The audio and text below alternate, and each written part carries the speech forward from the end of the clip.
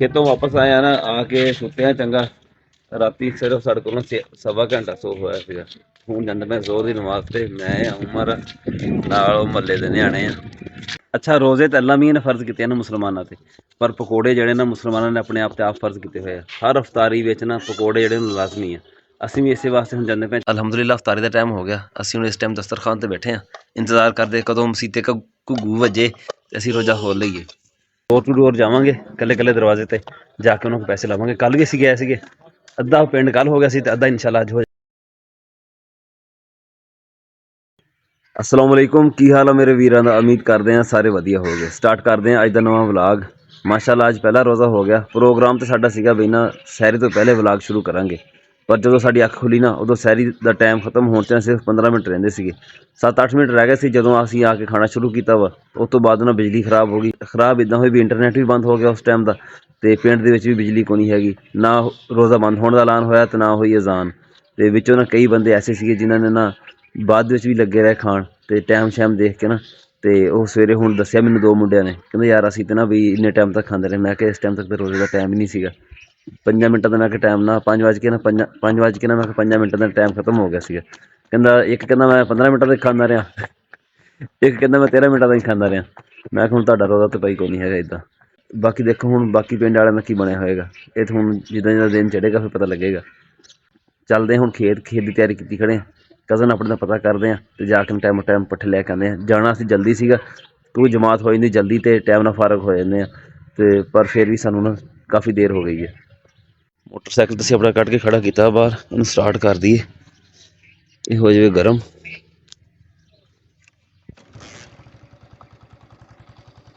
ਅਸੀਂ ਨਾ ਸਵੇਰੇ ਸ਼ਾਇਦ ਜਲਦੀ ਚਲੇ ਵੀ ਜਾਂਦੇ, ਪਰ ਮੋਟਰਸਾਈਕਲ ਨੂੰ ਮਸਲਾ ਇੱਕ, ਇਹਦੀ ਲਾਈਟ ਜਿਹੜੀ ਨਾ ਉਹ ਕੋਈ ਨਹੀਂ ਬਲਦੀ ਹੈਗੀ। ਅਗਲੀ ਬਿਲਕੁਲ ਛੁੱਟੀ ਕੀਤੀ ਖੜੀ ਹੈ। 3-4 ਦਿਨ ਪਹਿਲੇ ਅਸੀਂ ਗਏ ਸੀ 10 ਚੱਕ, ਉੱਥੋਂ ਵਾਪਸੀ ਹੋਈ ਸਾਡੀ ਰਾਤ ਨੂੰ। ਤੇ ਮੈਂ ਨਾ ਲਾਈਟ ਬਾੜੀ ਹੈ, ਲਾਈਟ ਯਕਦਮ ਤੇਜ਼ ਹੋਈ ਹੈ ਤੇ ਬੰਦ ਹੋ ਗਈ। ਅੱਛਾ, ਇੱਕ ਪੁਆਇੰਟ ਛੁੱਟੀ ਕਰ ਗਿਆ। ਜਦੋਂ ਮੈਂ ਦੂਸਰੇ ਪੁਆਇੰਟ ਤੇ ਕੀਤੀ ਆ ਤੇ ਉਹ ਵੀ ਯਕਦਮ ਤੇਜ਼ ਹੋਈ, ਉਹ ਵੀ ਛੁੱਟੀ ਕਰ ਗਈ। ਮੈਂ ਕਿਹਾ ਲੈ ਇਹਦਾ ਕੰਮ ਤੇ ਹੋ ਗਿਆ। ਇਹ ਹੁਣ ਉਧਰ ਦੀ ਖਰਾਬ ਖੜੀ, ਇਹਨੂੰ ਠੀਕ ਕਰਾਂਗੇ। ਕਿਤੇ ਬੰਦੇ ਨੂੰ ਨਾ ਹਨੇਰੇ ਵਿੱਚ ਜਾਣਾ ਪੈ ਜਾਂਦਾ ਤੇ ਫਿਰ ਮਸਲਾ ਬਣੇਗਾ। ਆਓ ਮਜ਼ਾ ਆਉਂਦਾ ਪਿਆ ਗਿੱਲੇ ਗਿੱਲੇ ਪੱਠੇ ਵੱਢਣ ਦਾ। ਪੱਠੇ ਚੰਗੇ ਤਰ੍ਹਾਂ ਪਈ ਅੱਜ। ਉਹ ਪਲੀ ਲੈ ਗਿਆ ਇਹ ਦੇਖ ਦੋ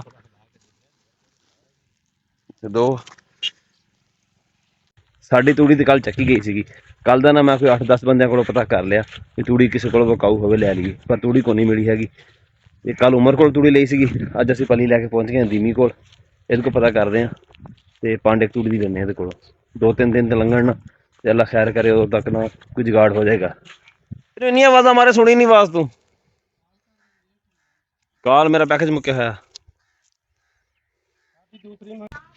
ਖੇਤੋਂ ਵਾਪਸ ਆਏ ਆ ਨਾ, ਆਕੇ ਸੁੱਤੇ ਆ ਚੰਗਾ। ਰਾਤੀ ਸਿਰਫ ਸਾਡੇ ਕੋਲ ਸਵਾ ਘੰਟਾ ਸੋ ਹੋਇਆ ਸੀਗਾ। ਹੁਣ ਜਾਂਦਾ ਮੈਂ ਜ਼ੋਰ ਦੀ ਨਮਾਜ਼ ਤੇ ਮੈਂ ਉਮਰ ਨਾਲ ਮਹੱਲੇ ਦੇ ਨਿਆਣੇ ਆ। ਮਸੀਤ ਵਿੱਚ ਮਾਸ਼ਾਅੱਲਾ ਚੰਗਾ ਮਜਮਾ, ਮਸੀਤ ਵਿੱਚ ਮਾਸ਼ਾਅੱਲਾ ਉਹਨਾਂ ਚੰਗੇ ਨਮਾਜ਼ੀ ਹੋ ਜਾਂਦੇ ਹਨ ਰੋਜ਼ਿਆਂ ਦਾ ਕਰਕੇ। ਚੱਲ ਤੁਰ ਚਲੀਏ। ਅੱਛਾ, ਰੋਜ਼ੇ ਤਾਂ ਅੱਲਾ ਮੀਆਂ ਨੇ ਫਰਜ਼ ਕੀਤੇ ਨੇ ਮੁਸਲਮਾਨਾਂ ਤੇ, ਪਰ ਪਕੌੜੇ ਜਿਹੜੇ ਨਾ ਮੁਸਲਮਾਨਾਂ ਨੇ ਆਪਣੇ ਆਪ ਤੇ ਆਪ ਫਰਜ਼ ਕੀਤੇ ਹੋਏ ਆ। ਹਰ ਅਫਤਾਰੀ ਵਿੱਚ ਨਾ ਪਕੌੜੇ ਜਿਹੜੇ ਨੂੰ ਲਾਜ਼ਮੀ ਆ। ਅਸੀਂ ਵੀ ਇਸੇ ਵਾਸਤੇ ਹੁਣ ਜਾਂਦੇ ਪਏ ਚੱਕੀ ਤੇ, ਉੱਥੋਂ ਜਾ ਕੇ ਨਾ ਵੇਸਣ ਲੈ ਕੇ ਆਉਂਦੇ ਆ ਪਕੌੜੇ ਬਣਾਉਣ ਵਾਸਤੇ। बेसन और खजूर दस्तयाब है। असद भाजी साडा बेसन दाल नहीं आई साडी पीर होने वास्ते हैं यार। आई आ अज वजन हुंदा पिया साडे बेसन दा किन्ना वा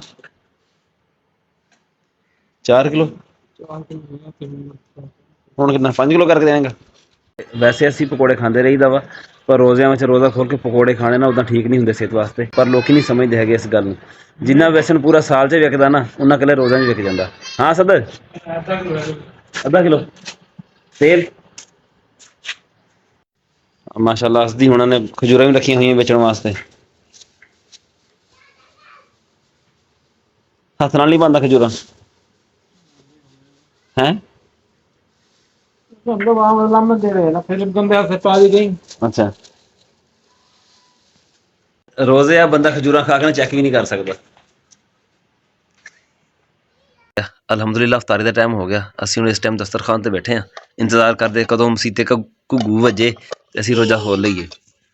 ਅਫਤਾਰੀ ਵਿੱਚ ਜਿਹੜੀ ਚੀਜ਼ ਸਾਡੇ ਕੋਲ ਸਾਰਿਆਂ ਤੋਂ ਜ਼ਿਆਦਾ ਵਾ ਨਾ, ਉਹ ਪਕੌੜੇ ਹੀ ਆ ਭਾਈ। ਦੇਖ ਲਓ ਕਿੱਡਾ ਟਰੇ ਭਰਿਆ ਹੋਇਆ ਵਾ, ਤੇ ਥੋੜਾ ਜਿਹਾ ਫਰੂਟ, ਚਾਵਲ ਤੇ ਚਨਾ ਚਾਟ। ਜਕੂਰ ਨਹੀਂ, ਖਜੂਰ।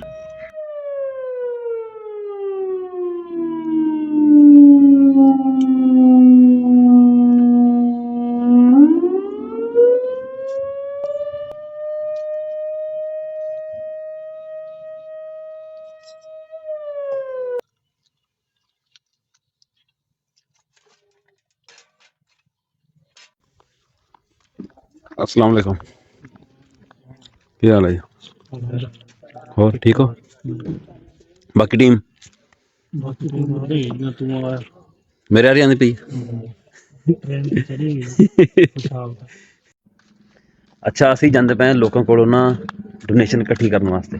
ਡੋਰ ਟੂ ਡੋਰ ਜਾਵਾਂਗੇ, ਕੱਲੇ ਕੱਲੇ ਦਰਵਾਜ਼ੇ ਤੇ ਜਾ ਕੇ ਉਹਨਾਂ ਕੋਲ ਪੈਸੇ ਲਾਵਾਂਗੇ। ਕੱਲ ਵੀ ਅਸੀਂ ਗਏ ਸੀਗੇ, ਅੱਧਾ ਪਿੰਡ ਕੱਲ ਹੋ ਗਿਆ ਸੀ ਤੇ ਅੱਧਾ ਇਨਸ਼ਾਅੱਲਾ ਅੱਜ ਹੋ ਜਾਏਗਾ ਤੇ ਕੰਮ ਸਾਡਾ ਨਾ ਮੁਕੰਮਲ ਹੋ ਜਾਏਗਾ।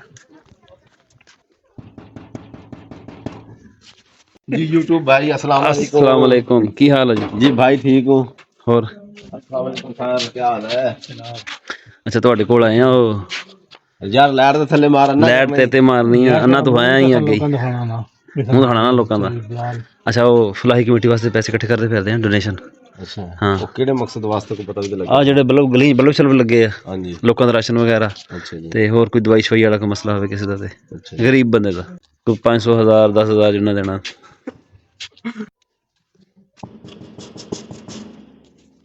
आ जा आ जा। अस्सलाम वालेकुम।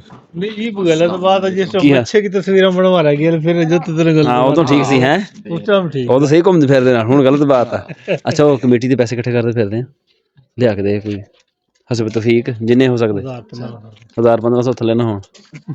ਤੇਰੇ ਵਰਗੇ ਦੋ ਕੁ ਬੰਦੇ ਹੋਰ ਲੱਭ ਗਏ ਨਾ, ਘੰਟੇ ਘੰਟੇ ਵਾਲੇ, ਅਸੀਂ ਰੱਜ ਜਾਾਂਗੇ। ਮਾਰ ਗਿਣਤੀ। अस्सलाम वालेकुम। वालेकुम किथे अंसर भाई सर मोटर ठीक करन गया। अच्छा, वो पैसे इकट्ठे करते फिर सी फलाही कमेटी वास्ते, हसबे तौफीक जिन्ना अपना बंदा दस ना फलाही कमेटी वास्ते। फरहान दे लिखे 10 रुपए, फरहान दे लिखने, मुस्तफा खान दे लिखने, ਦਿਖਾਉਂਦੇ ਫਿਰ ਨਾ ਲਿਖਿਓ। या 10 रुपए फिर दे ना जिन्ने मर्जी दे दो, कोई मसला नहीं होता। वो है मेरे पास। ਹਾਂਜੀ, ਤੇ ਪਿੰਡ ਚੋਂ ਅਸੀਂ ਸਾਰੇ ਜੋ ਡੋਨੇਸ਼ਨ ਜਿਹੜੀ ਨਾ ਇਕੱਠੀ ਕਰ ਲਈ ਆ, ਤਕਰੀਬਨ ਮੇਰੇ ਖਿਆਲ 'ਚ 20-22 ਹਜ਼ਾਰ ਰੁਪਏ ਬਣ ਗਿਆ। ਬਾਕੀ ਪੈਸੇ ਲਿਖੇ ਹੋਏ ਜਿਹੜੇ ਹੈਗੇ, ਜਿੰਨੇ ਦਿੱਤੇ ਪੈਸੇ ਸਾਰੇ ਲਿਖੇ ਹੋਏ ਆ।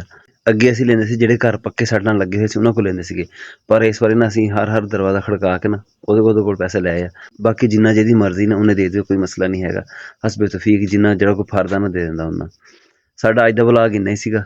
ਇੱਕ ਰੋਜ਼ਾ ਹੋ ਗਿਆ ਅੱਜ, ਕੱਲ੍ਹ ਨੂੰ ਇਨਸ਼ਾਅੱਲਾ ਦੂਸਰਾ ਰੋਜ਼ਾ ਹੋਏਗਾ, ਤੇ ਰੱਬ ਸਾਨੂੰ ਵੀ ਤੇ ਤੁਹਾਨੂੰ ਵੀ ਜ਼ਿਆਦਾ ਤੋਂ ਜ਼ਿਆਦਾ ਨੇਕਾਂ ਸਮੇਟਣ ਦੀ ਨਾ ਤੌਫੀਕ ਅਤਾ ਫਰਮਾਵੇ। ਸਾਡਾ ਵਲਾਗ ਤੁਹਾਨੂੰ ਕਿੱਦਾਂ ਲੱਗਿਆ, ਕਮੈਂਟ ਕਰਕੇ ਜ਼ਰੂਰ ਦੱਸਿਓ। ਦੁਆਵਾਂ ਯਾਦ ਰੱਖਿਓ। ਅੱਲਾ ਹਾਫਿਜ਼।